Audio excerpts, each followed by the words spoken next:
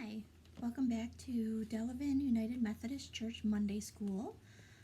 This lesson we are continuing with Daniel, and we're going to look at chapters 5 and 6.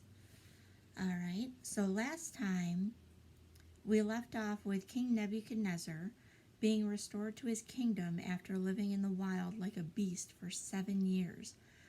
That was his punishment. He had had a dream about it, and Daniel interpreted that dream, tried to get him to repent, and the king instead, it took a year.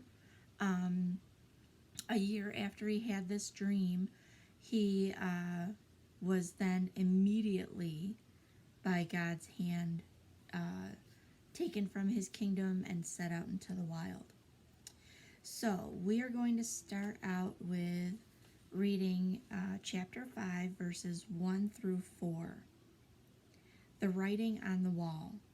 King Belshazzar gave a great banquet for 1,000 of his nobles and drank wine with them.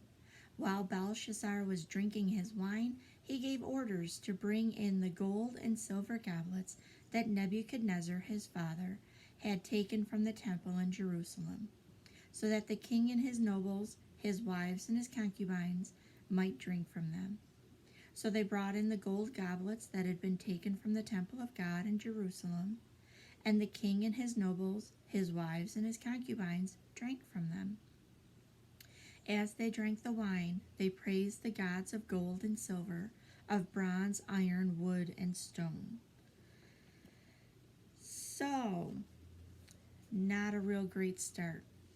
All right, these items, the golden goblets that he has to have brought in, they were taken from Jerusalem at the same time as Daniel, Shadrach, Meshach, and Abednego. They were part of when King Nebuchadnezzar came in and totally took over Jerusalem. He took some of the items out of the temple as well as many of the people. At that time, Jeremiah, so just before King Nebuchadnezzar came into Jerusalem, Jeremiah the prophet told the Jews that they would be taken into captivity for 70 years as punishment for turning away from God. So this was all part of God's plan. And when Jeremiah told the Jews this, he told them that there would be a limit, that 70 years would be the limit. So King Nebuchadnezzar, we found out, he reigned for 45 years. Then his son, called Evil Merodach, ruled for 23 years. Then Belshazzar, which is the one that we're reading about here, ruled for 2 years. All of them, at some point or throughout their reign, oppressed and mistreated the Jews. That was the Jews' punishment. Belshazzar, he knew of this 70-year limit.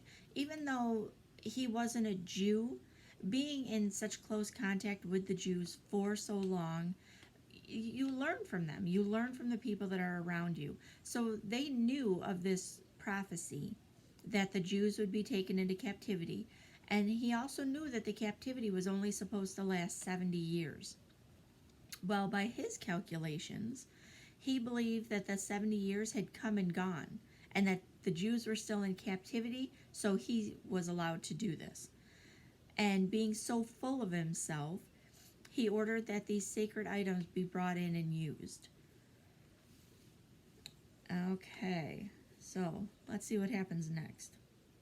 Suddenly, the fingers of a human hand appeared and wrote on the plaster of the wall near the lampstand in the royal palace. The king watched the hand as it wrote. His face turned pale, and he was so frightened that his knees knocked together and his legs gave way. The king called out for the enchanters, astrologers, and diviners to be brought, and said to these wise men of Babylon, "Whoever reads this writing and tells me what it means will be clothed in purple and have a gold chain placed around his neck. He will be made the third highest ruler in the kingdom." Then all the king's wise men came in, but they could not read the writing or tell the king what it meant. So the king Belshazzar became even more terrified, and his face grew more pale. His nobles were baffled. So in this group of astrologers, wise men, enchanters, and everything, Daniel wasn't there. Daniel wasn't brought in. He's not included in this group, even though under King or with King Nebuchadnezzar, he held a very high position in Babylon. This has been at least 25 years since King Nebuchadnezzar, the end of his reign. So Daniel is still a wise man. He is still part of the Babylonian kingdom, but he is not right in Babylon anymore. So verses 10 through 12. The queen, hearing the voices of the king and his nobles, came into the banquet hall. So you can imagine what was going on. I mean, if he's that terrified, his voice is probably raised. She can hear that there's something definitely wrong, and it's brought to her attention. So she comes in and says, "O king, live forever. Don't be alarmed. Don't look so pale. There is a man in your kingdom who has the spirit of the holy gods in him." Not giving credit to God for this, even though Daniel, everything that Daniel ever did, he gave credit to God first. They don't believe in God, but they do know that there is something special about Daniel. So they will concede that the specialness about him means that the holy gods, small g, are within him. So she goes on to say, "In the time of your father, he was found to have insight and intelligence and wisdom, like that of the gods.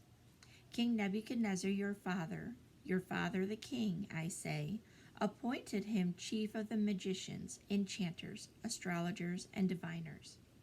This man Daniel, whom the king called Belshazzar, was found to have a keen mind and knowledge and understanding, and also the ability to interpret dreams, explain riddles, and solve difficult problems. Call for Daniel, and he will tell you what the writing means." So Daniel, from here, he's still in a position of power, and in some of the research that I did looking up some of these verses, they believe that at this time he was possibly in the country of Ur, which is still part of the Babylonian kingdom. It's just not right in Babylon. He's not in direct connection with the king anymore. So his wife remembers Daniel, remembers the stories, and she's reminding him. At this point, he can't think straight. King Belshazzar, he's just terrified. And when you're terrified, you can't think straight. So she comes in to remind him, there is someone that can help you. All you have to do is call for him. We have that too. We don't call for Daniel, we call for the Lord, but that's another point. Okay, so we're back to this. Verse 5:13. So Daniel was brought before the king, and the king said to him, "Are you Daniel, one of the exiles my father the king brought from Judah?" Now, everyone refers to Nebuchadnezzar as Belshazzar's father. He wasn't his biological father. My father is commonly used to mean someone in that person's lineage, one of his ancestors. So he has some type of blood connection to him, but it's not a direct connection. All right. So verses 14 through 17, he says, "I have heard," Belshazzar is saying this, "I have heard that the spirit of the gods is in you, and that you have insight, intelligence, and outstanding wisdom. The wise men and enchanters were brought before me to read this writing and tell me what it means, but they could not explain it. Now I have heard that you are able to give interpretations and to solve difficult problems. If you can read this writing and tell me what it means. You will be clothed in purple and have a gold chain placed around your neck, and you will be made the third highest ruler in the kingdom." Then Daniel answered the king, "You may keep your gifts for yourself and give your rewards to someone else. Nevertheless, I will read the writing for the king and tell him what it means." Daniel, he's done this for a very long time. So we've said that he was there for almost the very beginning of King Nebuchadnezzar's reign. In fact, he was there for the beginning, because remember, he was there when we first heard of King Nebuchadnezzar. He was co-ruling with his father, who was sick. So he was there for King Nebuchadnezzar's reign, 45 years. Then for the 23 years under evil Merodach, and now for 2 years of Belshazzar. So what does that add up to?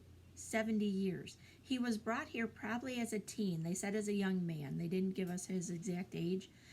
So for 70 years, he has had these kings promise him things over and over and over again. And he says, "You know what? Keep your rewards. I don't care about that kind of stuff. But I'm going to interpret it because you need to know what the answer is, and so does your kingdom." So, Daniel says, "O king, the Most High God gave your father Nebuchadnezzar sovereignty and greatness and glory and splendor.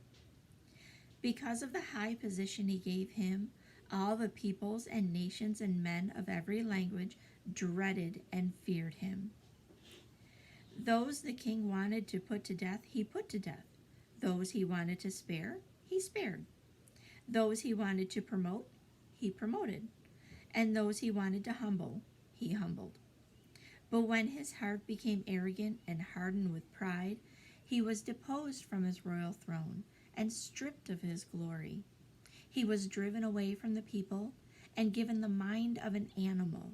He lived with the wild donkeys and ate grass like cattle, and his body was drenched with the dew of heaven, until he acknowledged that the Most High God is sovereign over the kingdoms of men and sets over them anyone he wishes." So he's just reminding him, this is what Nebuchadnezzar did, and this is how he was punished for it, until he realized who truly had the power. He's just gearing up. He's just letting Belshazzar know this is what's coming, trying to make sure he's ready. Okay, so verses 22 through 24. Daniel goes on to say, "But you, his son, O Belshazzar, does not call him king, does not say, 'O live forever, king,' nothing like that. He simply calls him by name. O Belshazzar, have not humbled yourself, though you knew all this. Instead, you have set yourself up against the Lord of heaven. You had the goblets from his temple brought to you, and you and your nobles and your wives and your concubines drank wine from them. You praised the gods of silver and gold, of bronze, iron, wood, and stone, which cannot see or hear or understand. But you did not honor the God who holds in his hand your life and all your ways. Therefore he sent the hand that wrote the inscription." Okay, I think he has his attention now. Daniel's letting him know, you knew all this stuff. You had this written history, and yet you choose to ignore it. Same with, he didn't remember Daniel. He didn't remember everything Daniel had done. His wife is who reminded him. Belshazzar is so full of himself, and in just 2 years, he has brought all this on himself. So he tells him, you have no one to blame but yourself. So I have a note here in my study Bible, and it says 3 charges were brought against Belshazzar. 1, he sinned, not through ignorance, but through disobedience and pride. So he knew all this stuff, it was written down, but he didn't care. 2, he defied God by desecrating the sacred vessels. These were goblets that were for temple use only. They were sacred. They had been through a ceremony and through rituals that then consecrated these goblets for God's purpose only. And the third, where'd it go? And third, he praised idols and so did not honor God. He did not bring these in to honor God, to give him the praise or anything like that. Instead, they drank to the gods of wood and iron and things like that. Things that can't see, things that don't understand. These are inanimate objects. These are not the God Most High, who they were supposed to be used for. Okay, so now we're on to verses 25 through 26. Daniel tells him right away, this is the inscription that was written. Mene, mene, tekel, parsin. This is what these words mean. Mene, God has numbered the days of your reign and brought it to an end.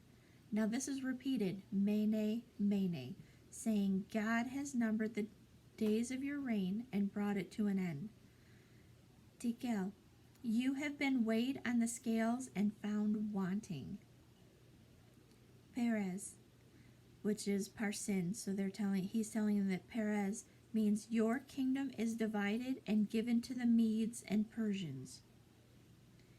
So anytime a word or phrase like this is repeated in the Bible, whenever you read a psalm or Jesus' words, and the same thing is repeated over and over and over again, God wants you to pay attention to it. This is something you should take note of. This is something that should be memorized.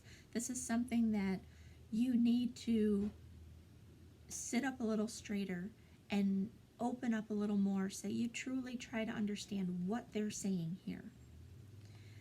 And this time he's telling him, 1, your days are numbered. Your reign is coming to an end.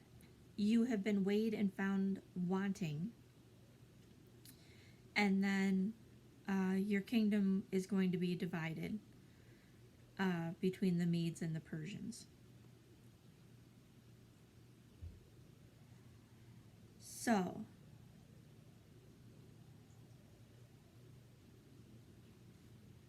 okay, so now we're on to that when it tells you here that you have been weighed on the scales and found wanting. This is by God's standard of measurement. This is the opposite of what every Christian wants to hear. What we want to hear is, if you look in your Bible or Google, look up verse in Matthew. You want to look up Matthew 25, verse 21. That is what every Christian should strive to hear, and that is the exact opposite of what Belshazzar has heard here. So, Daniel has given him the translation. He read the words, he gave him the translation. Then, verse 29, at Belshazzar's command, Daniel was clothed in purple, a gold chain was placed around his neck, and he was proclaimed the third highest ruler in the kingdom. So Belshazzar followed through on what he said he was going to do. He wanted someone that would read the words and interpret it. Daniel did that. Belshazzar said, well, this is what I said I would do for you. Even though Daniel said, keep your rewards, I don't want them. Belshazzar gave him everything he said.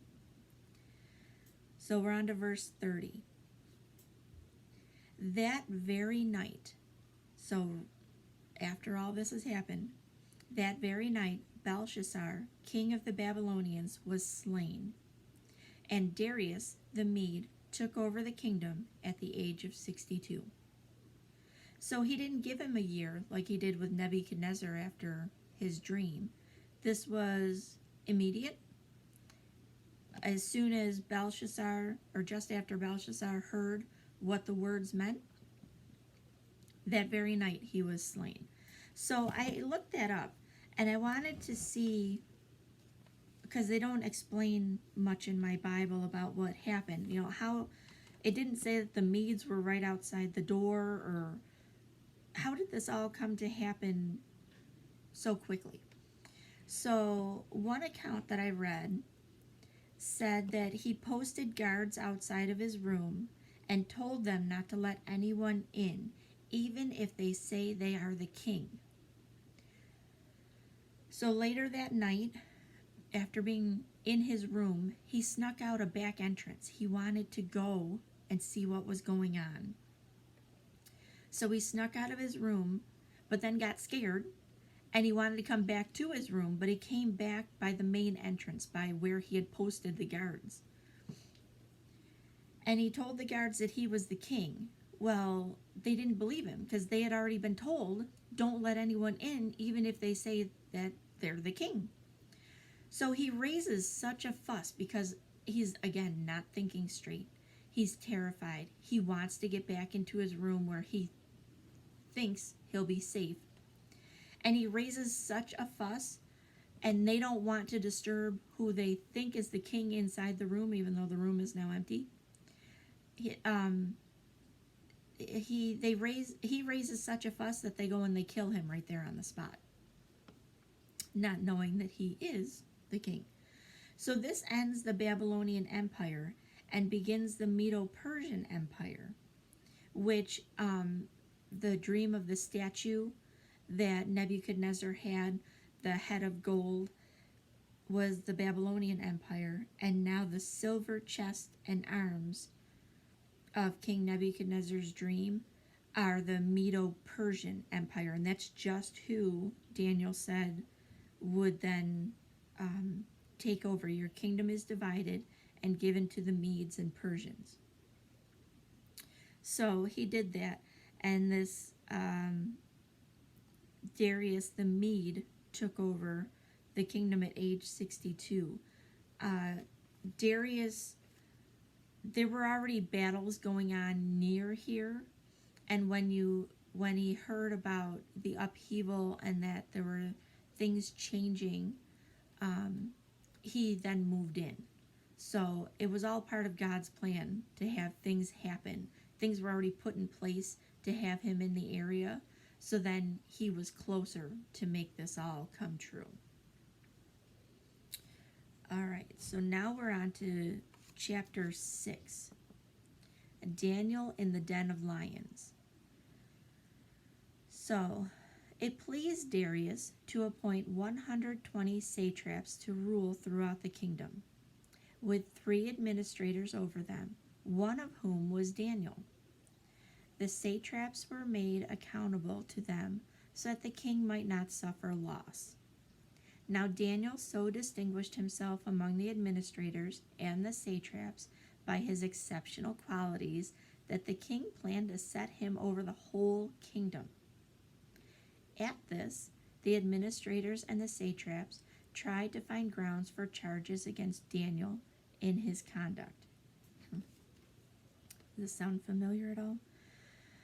So, they're trying to find charges against Daniel in his conduct of government affairs, but they were unable to do so. They could find no corruption in him, because he was trustworthy and neither corrupt nor negligent. So, sounds a lot like Jesus, the Pharisee, trying to find corruption in him, trying to find a way to bring him down, trying to find charges to bring against him. They could find none. And later they did the same thing with Paul.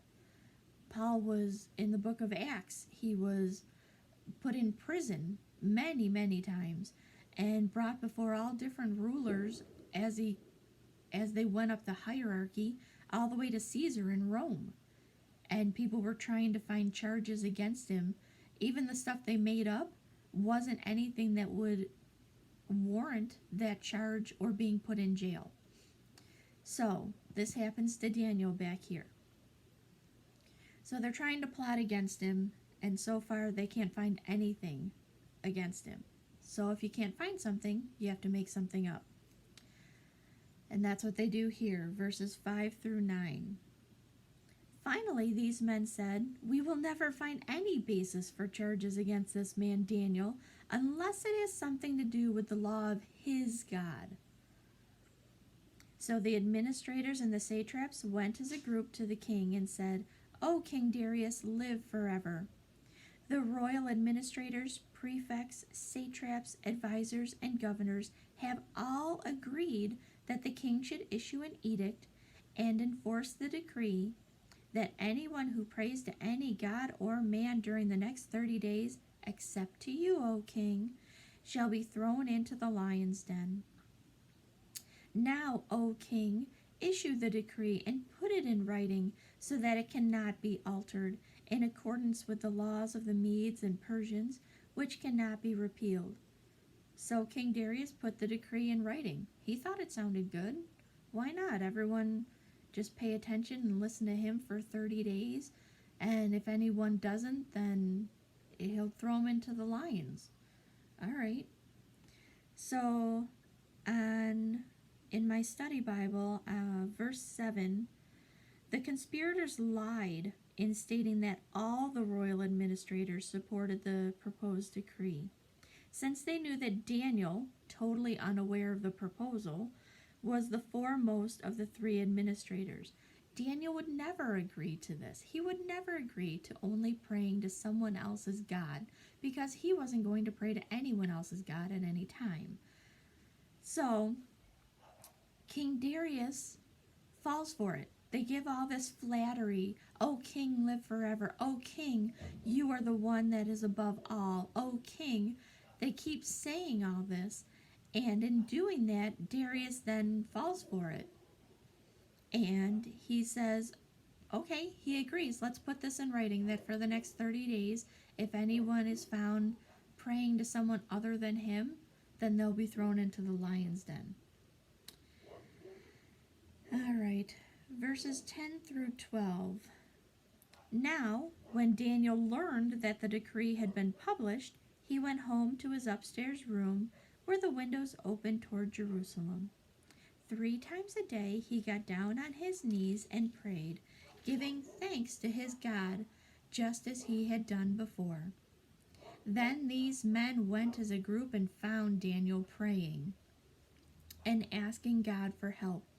So they went to the king and spoke to him about his royal decree. Did you not publish a decree that during the next 30 days anyone who prays to any god or man except you, O king, would be thrown into the lion's den? The king answered, the decree stands in accordance with the laws of the Medes and Persians, which cannot be repealed. So yeah, I wrote that. Why? He's trying to figure out what's the problem. And they're going, but king, remember, this was your idea. This is your decree, and we are not the king, so we couldn't come up with it. They make it sound like it was all his idea. Now, verses 13 through 14. Then they said to the king, here it goes, Daniel, who is one of the exiles from Judah, pays no attention to you, O king, or to the decree you put in writing. He still prays 3 times a day. When the king heard this, he was greatly distressed. He was determined to rescue Daniel and made every effort until sundown to save him. He tried everything he could think of, but there was no way around this decree. Once it's written, that's what needs to be followed. In our Monday school, we had studied something similar to this back in the book of Esther. And there was a decree written that all the Jews would be annihilated on a certain day. Well, there was no way, once the king realized what was going on, there was no way for him to erase that decree or say, no, I changed my mind. But what he did is that he wrote another decree saying that people, even though this date has been set for the Jews' annihilation, the Jews are allowed to arm themselves and to fight for their lives and to defend themselves and their families and their homes, everything. That they were allowed to fight back. They were not to just stand there and take it. So once a lot of people heard that, they backed off because they thought they were going to be going against unarmed and people that weren't allowed to defend themselves.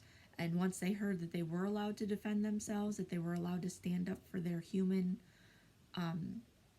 the fact that they were human, and that they were allowed to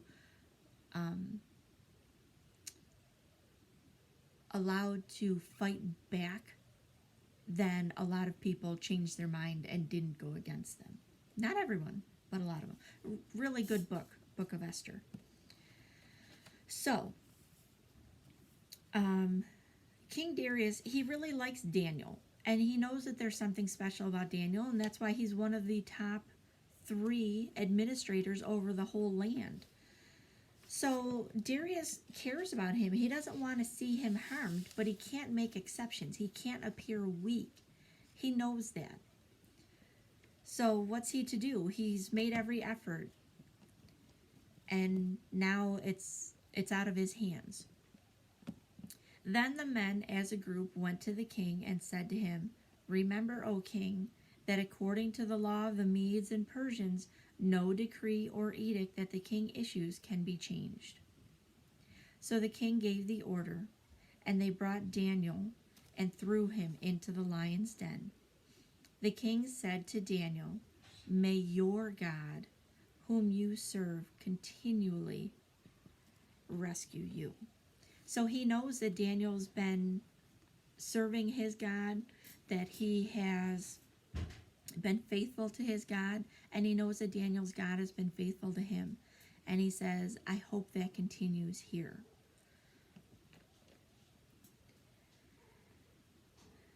All right, so a stone was brought and placed over the mouth of the den, and the king sealed it with his own signet ring and with the rings of his nobles, so that Daniel's situation might not be changed.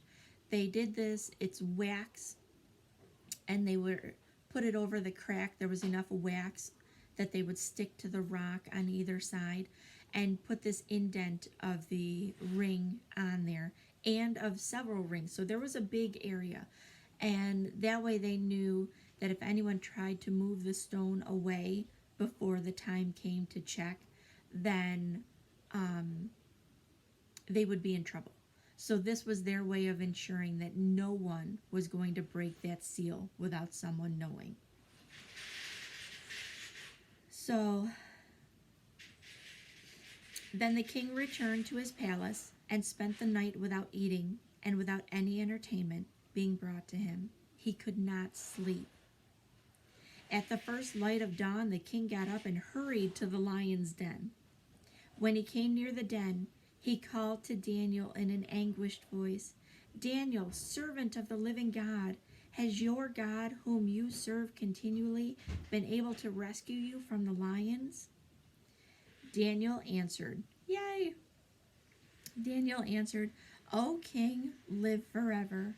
My God sent his angel, and he shut the mouths of the lions.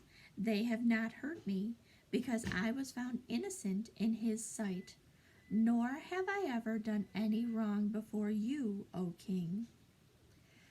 Daniel gently reminded the king that Daniel's God is almighty, and that Daniel has never done anything against the king. He's letting the king know that he should have seen through the false flattery when the wise men first came to him with this decree, with this idea for this decree. He does not yell at or threaten the king. He just gives glory to God and a gentle reminder to the king, I have always been faithful to my God and to you, and I need you to remember that now. So verses 23 through 24. The king was overjoyed and gave orders to lift Daniel out of the den. And when Daniel was lifted from the den, no wound was found on him, because he had trusted in his God. There's his even if faith. Even if God doesn't save him from going into the lion's den, Daniel is still going to believe in God. He's still going to look to him and trust him, that no matter what happens, God is there with him and will see him through in the way he feels he needs to be done. God is there always. At the king's command, the men who had falsely accused Daniel were brought in and thrown into the lion's den, along with their wives and children. And before they reached the floor of the den, the lions overpowered them and crushed all their bones. Persian custom was to punish the whole family. That way no one came back for retribution. No one was left feeling that they needed to do something to remedy what happened, to come back later. So that was their custom, that if one person in the family did wrong, then everyone was punished for it. Then King Darius wrote to all the peoples, nations, and men of every language throughout the land, "May you prosper greatly. I issue a decree that in every part of my kingdom people must fear and reverence the God of Daniel." He does not mean that people need to be afraid of God. That is not what this fear means. Instead, we should be in awe, and we should show proper respect for the power that God holds. So it's not a scared fear. It's a knowing you can never measure up to all that he does, all that he is, and in doing that, showing proper respect. Verses 26 through 28. The King Darius continues, "For he is the living God, and he endures forever. His kingdom will not be destroyed. His dominion will never end. He rescues and he saves. He performs signs and wonders in the heavens and on earth. He has rescued Daniel from the power of the lions."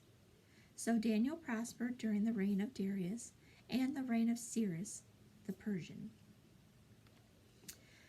So Daniel was taken into exile when he was a young man, possibly a teen. The 70 years of exile ended with Belshazzar when he was killed. That ended the Babylonian Empire. Then King Darius is the beginning of the Medo-Persian Empire. King Darius is a Mede, and after him comes Cyrus the Persian. So Daniel at this point is in his late 80s, possibly, and still going strong. He's using his God-given wisdom and keeping his faith in the one true God who has never let him down. So this is the first 6 chapters of Daniel that we've covered. There are 12 chapters in Daniel. And I just want to double check that. Yes, 12 chapters. So I'm going to continue this in September. That way, hopefully as things are opening up and people are getting out more, I don't want people to miss any of what we're doing. And I just think that it would give us all something to look forward to in a couple of months. So until we meet again, my prayer for you. Dear Lord and Father, thank you for all you do, for all the ways you keep us safe, for the trials that are actually opportunities to turn to you for comfort, wisdom, and strength. Thank you for the lessons we have learned from Daniel, Shadrach, Meshach, and Abednego, that you will never leave us. You are always there, knowing just what we need and when we need it. You allow some things into our lives to strengthen us.